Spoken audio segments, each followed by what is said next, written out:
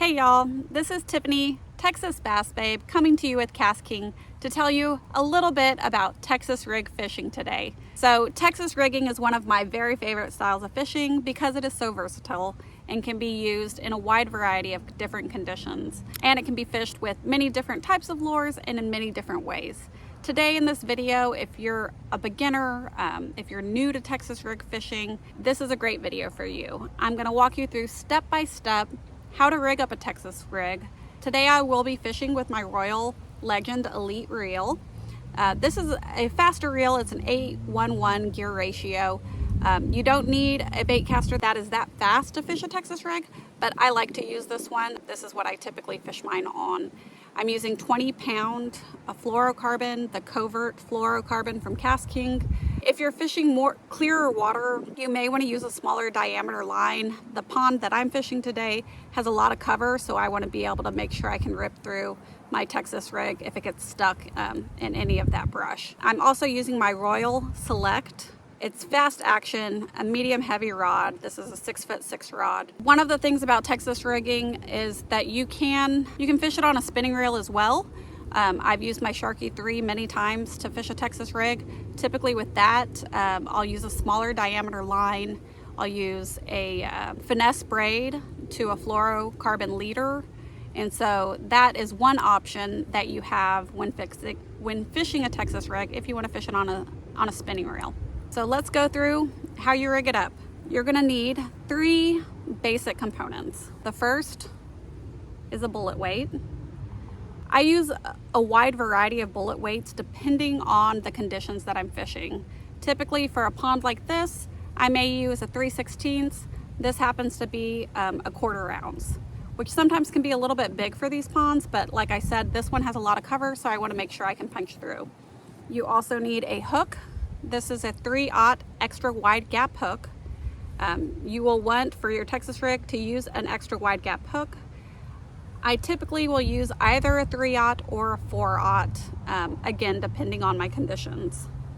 And then you need a bait. Like I mentioned earlier, Texas rig fishing, very, very versatile.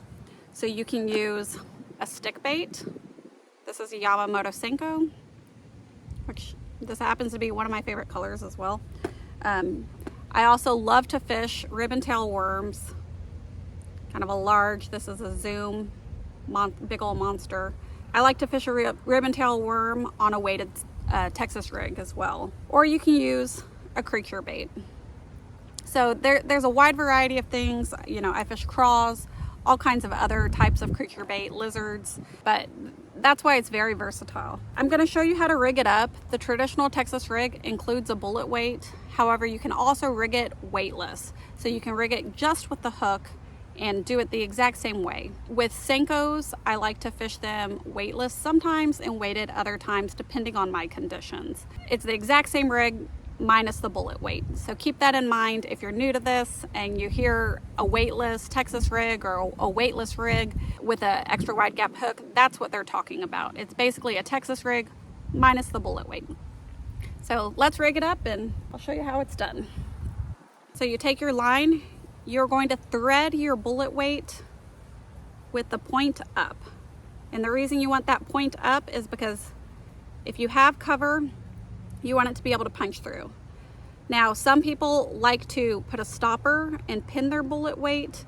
That way it doesn't slide up and down your line. It really depends, again, on the conditions that you're fishing. If you're trying to punch through a lot of cover, you may want to have that stopper. I typically like to have mine free falling. So next, you're gonna take your extra wide gap hook. You're gonna thread it through. There's a variety of knots that you can tie. I personally have always tied this rig with a fisherman's knot, just a classic. Some people call it a clinch knot, but I'll show you how to do that here.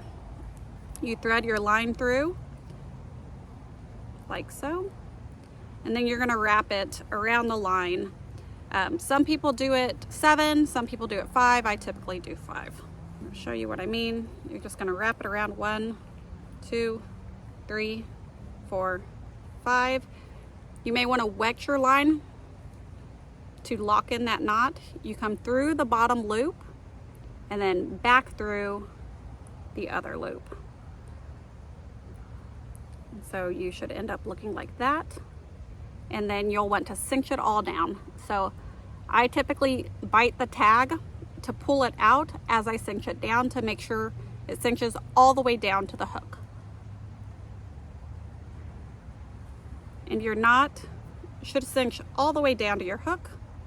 And you should have like a neat, let's see if I can get that on camera, a neat little stack of your knot. If the knot doesn't look like that, you'll want to retie it because the integrity of the knot will not be good. And then I always like to pull mine a few extra times, make sure it's cinched all the way down, just to make sure I have a good knot. I have not had issues with this knot breaking. I know there are a variety of other knots, polymer and other things that you can do the same rig using those knots. So if you prefer one of those, do what your heart desires. Once you have your knot tied, the next step, you're going to want to put on your Senko. I'm going to be using a red shad Senko. This is one of my favorite colors. I fish it in all different kinds of conditions. Clear water, stained water. It's never failed me yet. So the key to a Texas rig is you want the very little top part of your extra wide gap hook.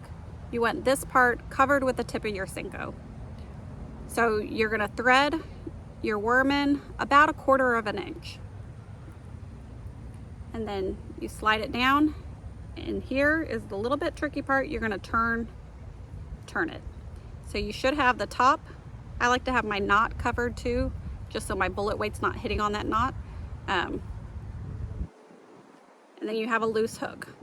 Now you want to measure that up, and right where the bottom of that is, that's where you're going to poke it through.